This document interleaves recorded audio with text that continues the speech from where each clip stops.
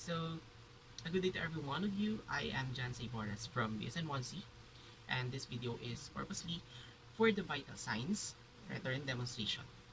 Okay, so first, what are these vital signs?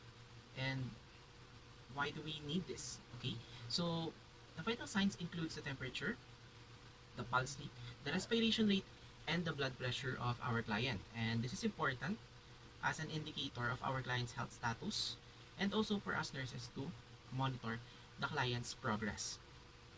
Okay, so without further ado, let's start with the assessment. Okay, so for the assessment, we need to assess for any clinical signs and symptoms affecting the vital signs. Our client may show difficulty in breathing, fever, chill, or any discolorations, dehydration, fatigue, and so on and so forth. Next is the sites most appropriate for measurements of the vital signs. And here we must take consider of the availability of the site and also if the client is post-op or maybe there is an accident. And also we must take consider of the sites that is most accessible. After that, we need to assess for the factors that may alter the vital signs. For instance, the age, the sex, the exercise, or the lifestyle of our client, and the medications that may increase or decrease the vital signs, the diurnal variations or the circadian rhythms. And what we mean by that is the pattern. It's kind of like the pattern of sleep or the wake of our client within the whole day.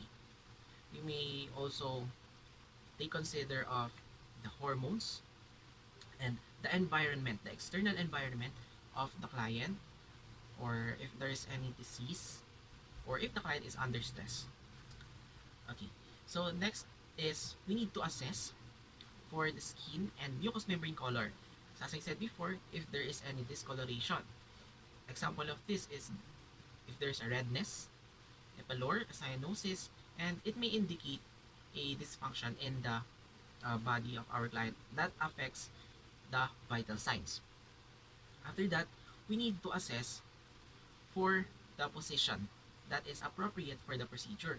There are positions that may uh, change the vital signs of the client.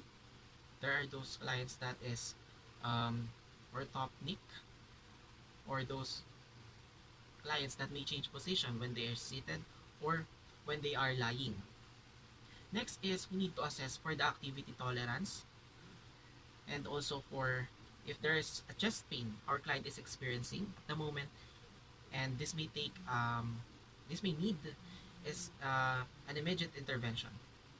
We must also assess if there's a difficulty of breathing or dyspnea, and also the signs and symptoms of hypertension and hypotension. And this may include dizziness or lightheadedness, nose bleeding, or nausea or vomiting, fatigue, a shortness of breath, and blurredness in their vision. And lastly, we must also assess for the factors that may affect the blood pressure of our client. It may include their age, yes, again, their age, the temperature, the medications they are taking, if the client is under stress.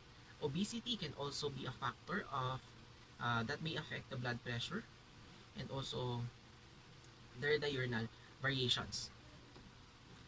And also sex may affect the blood pressure because male can have an more elevated blood pressure compared to those of female. Okay, so after assessing the client, we must determine the policies and procedures for the facility and also the client's record for medications that may increase or decrease the vital signs. Okay, so for the planning, we need to assemble the equipments and supplies. We'll be needing a thermometer sheet or cover, a disposable gloves if necessary, a tissue or wipes, watch with a second hand or indicator, And if you're using a Doppler ultrasound stethoscope or DUS, you'll need to obtain a transducer probe, the stethoscope headset, the transmission gel, and tissue or wipes. You will also need a stethoscope, a sphygmomanometer, and a blood pressure cup of the appropriate size. Okay, so now for the implementation, prior to the procedure, you need to introduce yourself to the client and also verify the client's identity using the agency protocol. Okay, so this is important for the clients to know who will be taking care of them, and also for you to know whether you have the right patient in front of you. And then next after that, you need to explain to the client what you're going to do, why it is necessary, and how the client can cooperate. So this is for the client to be aware of the procedure and also to get his cooperation. Then after that, wash your hands and observe other appropriate infection control procedures to kill or inhibit any microorganism, the harmful microorganism, and to prevent the transfer of any communicable disease. And then after that, provide for client privacy. This is to preserve the dignity of the client and also to decrease his anxiety. And then after that, position the client to the appropriate position before the procedure for you to get the result accurately and also for the client's comfortability. Okay, so for the temperature, what you need to do first is to clean your thermometer, starting from its tip to the body, and then place it on the appropriate route or side. And after that, you will gonna wait for an appropriate amount of time. And if you're using an electronic or tympanic type of thermometer, there will be an indication that the reading has been completed through a light or a tone. And then after that, remove the thermometer and then discard its cover or wipe it with a tissue or cotton, starting now from the body to the tip. And then after that, read the temperature, and also remember that if the temperature of your client is obviously too high, too low, or maybe consistent with the client status, you may want to recheck it with another thermometer that is known to be functioning properly.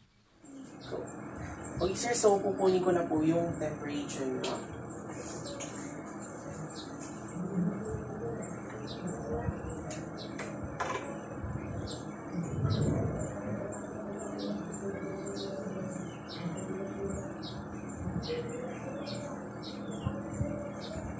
Tataas ko po yung sleeves nyo, okay?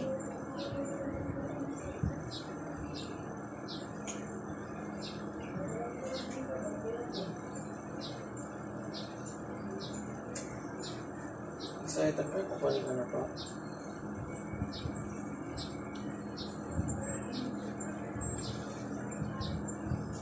So kailangan lang po natin maghintay ng ilang scroll lang.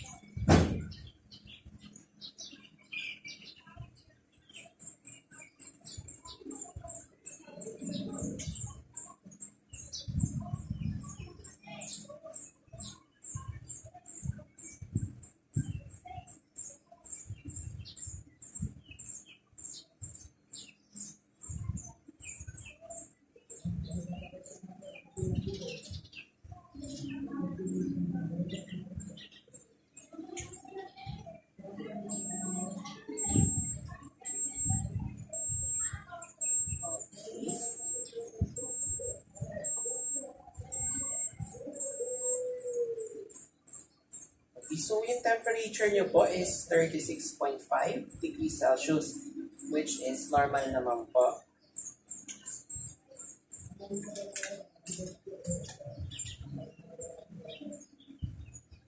Thank you po. Okay, so for the pulse, you will need first to select for a pulse point, and then palpate and count the pulse using your 2 or 3 of your middle fingertips lightly and squarely over the pulse point. And also remember that if you're taking your client's pulse for the first time, you will have to count it for a full minute, especially when you're obtaining a baseline data or if there is irregularities with the pulse. And while doing so, you must also assess for the pulse rhythm and the volume. Okay, sir. So, kukunin ko na po yung pulse rate nyo. And just sit and relax.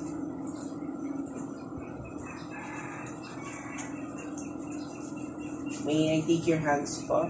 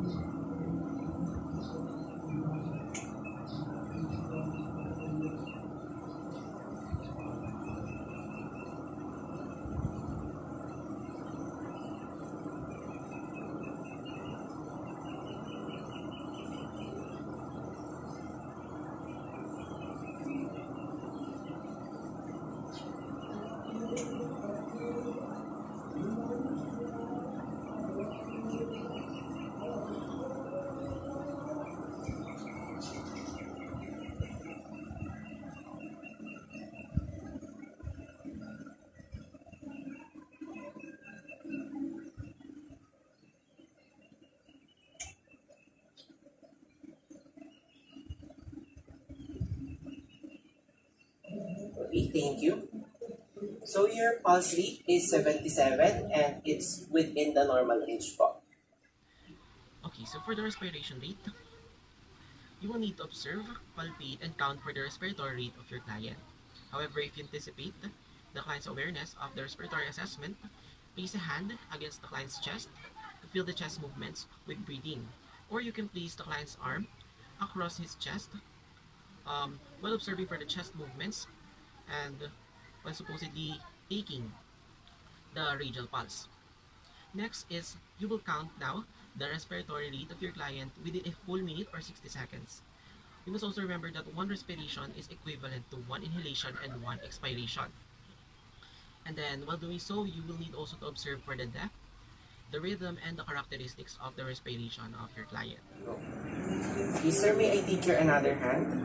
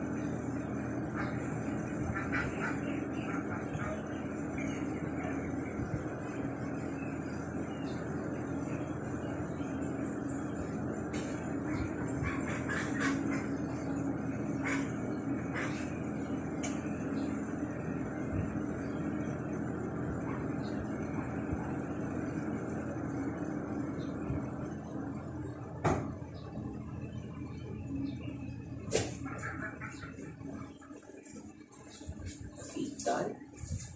So I just got your respiration rate and it's 15 beats per minute, and again it's within the normal range.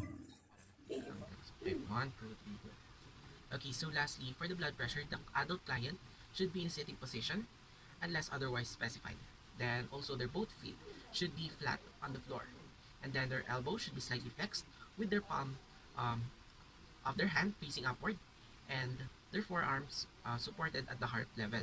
And then the next step is to expose their arms, especially if they are wearing with sleeves.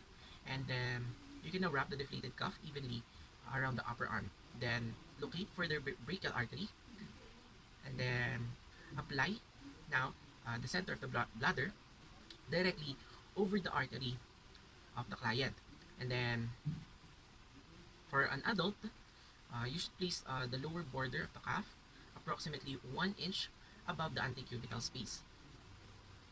Now, if this is the first time of the client, if this is the initial examination of the client, perform a preliminary palpatory determination of their systolic pressure. Then palpate the brachial artery with the fingertips. And then now close the valve on the pump by turning the knob clockwise. And then pump up the cuff until you no longer feel their pulse on the brachial pulse. And then note the pressure on the sphygmomanometer at which the pulse is no longer felt. And the next is release now the pressure completely in the cuff and wait for 1 to 2 minutes before making further measurements. Okay, so lastly, kukunin ko na po yung blood pressure nyo.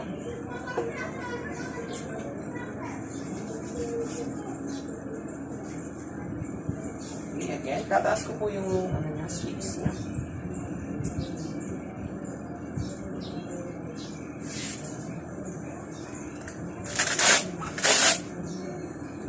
Okay, so dito po, kukunin lang po natin muna yung systolic niya. Lapit po kayo.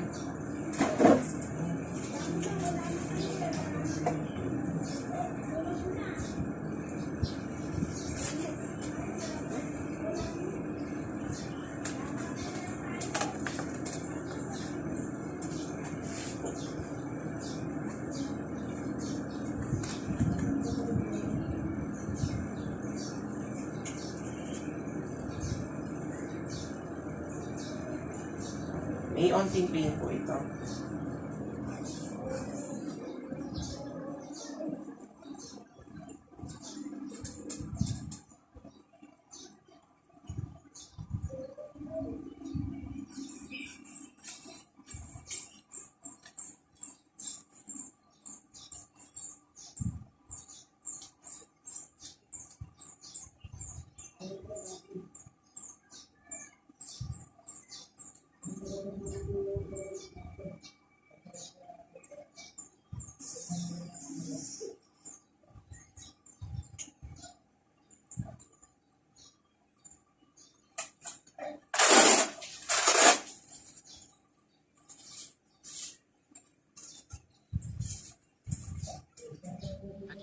So, after measuring their initial systolic pressure, you will now proceed with measuring their blood pressure.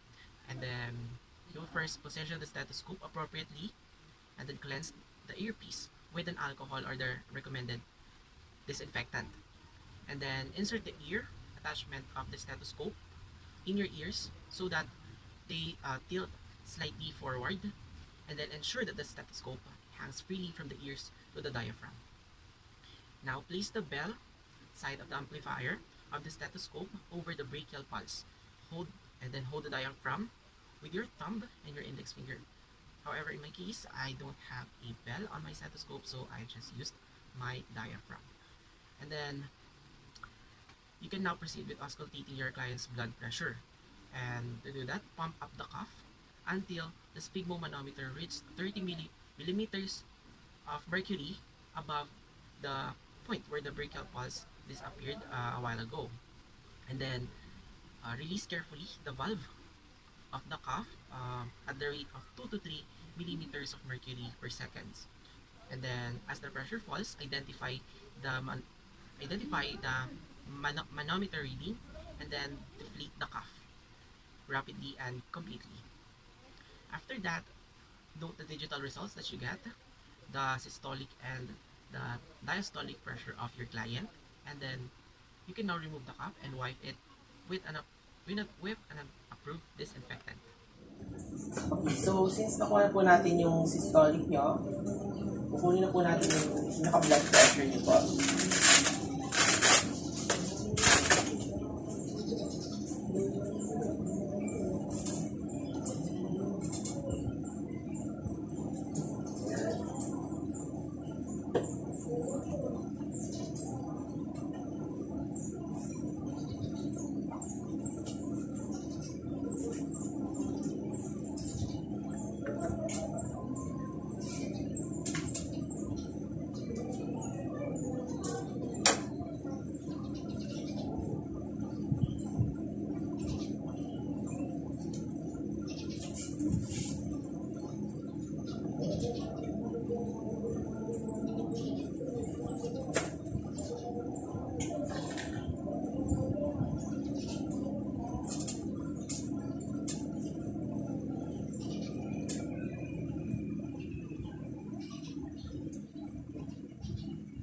Okay, relax lang po.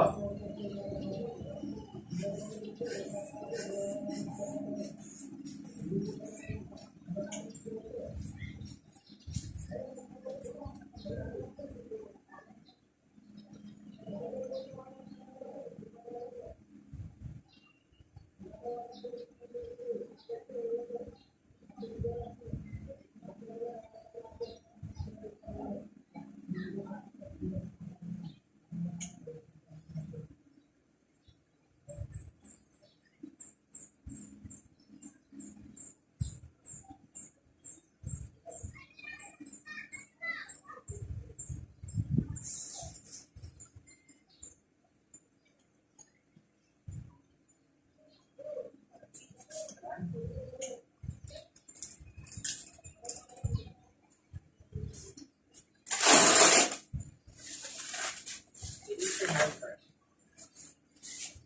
So, ang BP niyo po is 116/70.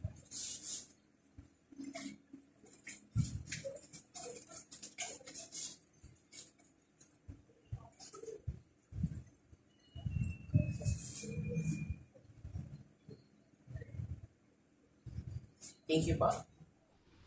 Okay, so for the evaluation and documentation, what you need to do here is to document the data you get, the temperature, the pulse rate, the respiration rate, and the blood pressure of your client in their vital signs record sheet. And if there is any abnormal results, you must report it to the primary care provider.